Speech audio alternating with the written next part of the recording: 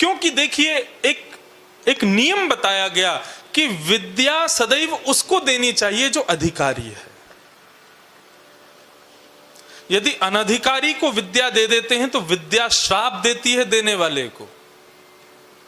बहुत ध्यान से सुनिएगा मेरी बात को। यदि अनधिकारी को आप विद्या प्रदान करते हैं तो विद्या, जो विद्या आपके पास है, वो आपको शापित कर देगी।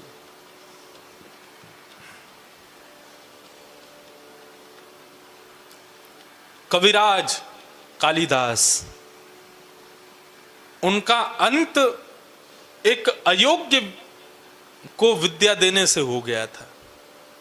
बहुत विद्वान थे कालिदास, उनकी विद्या की पराकाष्ठा अतिश्रेष्ठ, लेकिन काली के बड़े भक्त थे। तो एक बार उन्होंने, जैसे लोग भगवान श्री कृष्ण के अंग प्रत्यंगों का अपने अपने पदों में अपने ग्रंथ में करते हैं, ऐसे कालिदास ने काली के अंग का वर्णन किया।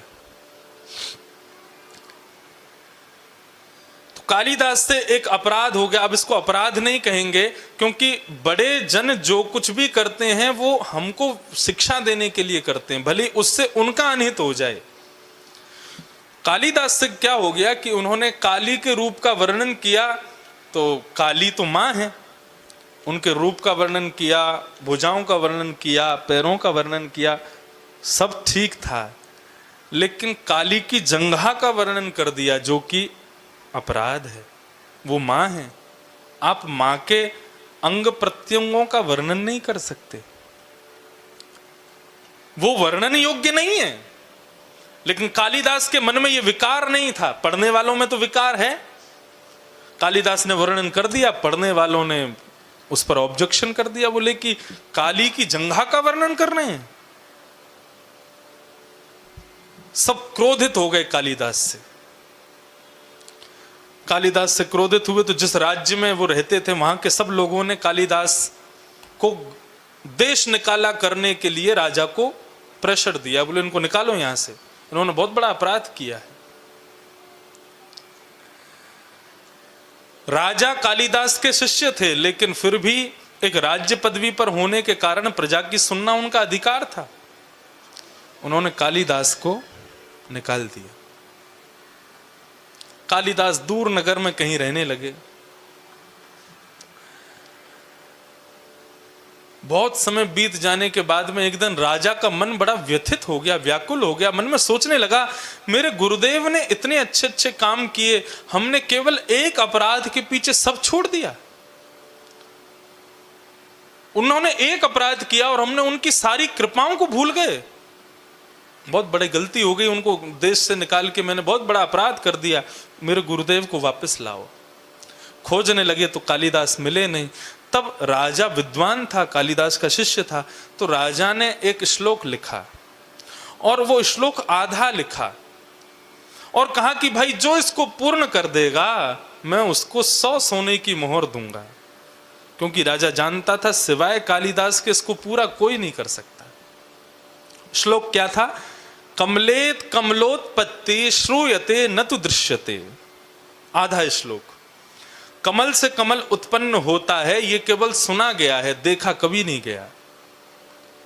कमल में और कमल उत्पन्न हो जाए ऐसा केवल सुना जाता है, देखा तो कभी नहीं। आधा लिख करके आधा छोड़ दिया, नीचे लिख दिया जो पूरा करेगा 100 सोने की मोहर। पूरे नगर में उसके बोर्ड लगवा दिए, जो पूरा करेगा 100 सोने की मोहर। राजा ने अपने नगर के अलावा और नगरों में भी उसके प्रचार कर दिए, जो पूरा करेगा उसको 100 सोने की मोहर। किसी दूसरे नगर की एक वैश्या ने देखा, 100 सोने की मोहर मतलब जीवन भर के लिए भोजन मिल जाएगा। वे जानती थी कि कालिदास उसके नगर में रहता है और ये राजा कालिदास की खोज करने के लिए ये श्लोक लिख रहा है। उसने वो बोर्ड वहां से उतार करके अपने वैश्यालय के बाहर लगा दिया, क्योंकि वो जानती थी कालिदास यहां से निकलते हैं। और विद्वान का एक गुण होता है, यदि वो अपने से जुड़ी हुई कोई चीज देख ले तो उसको पूर्ण करके ही फिर आगे कुछ करता है। तो कालिदास जैसे ही वहां से निकले, कालिदास ने देखा कमलेत कमलोत्पत्ति श्रूयते न तु दृश्यते। नीचे वाले पंक्ति तो पूरी की नहीं किसी ने, कालिदास से रुका नहीं गया, तुरंत उन्होंने सिड्डी ली और चढ़ गए ऊपर और नीचे लिख दिया, बाले त्वं मुखाम भोज कथम इंद्रि वरद्वयम। उनका भाव क्या था?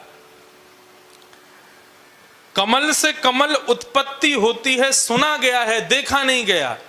कालिदास कहते हैं श्याम सुंदर का मुख कमल है और उस मुख कमल पर 2 नेत्र कमल हैं, हो गई कमल से कमल की उत्पत्ति।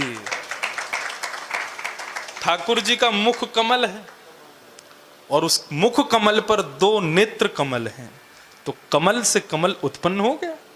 कालिदास ने श्लोक पूरा किया, किसी ने जाके वैश्या को बताया, बोले तुम्हारा श्लोक पूरा हो गया। वैश्या निकल करके बाहर आई, उसने कालिदास के चरणों में प्रणाम किया।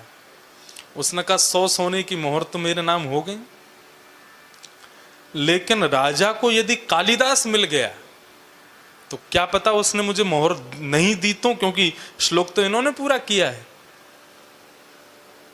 उन्होंने कहा यदि कालिदास जीवित रहेगा तो मुझे 100 सोने की मोहर नहीं मिल पाएंगी।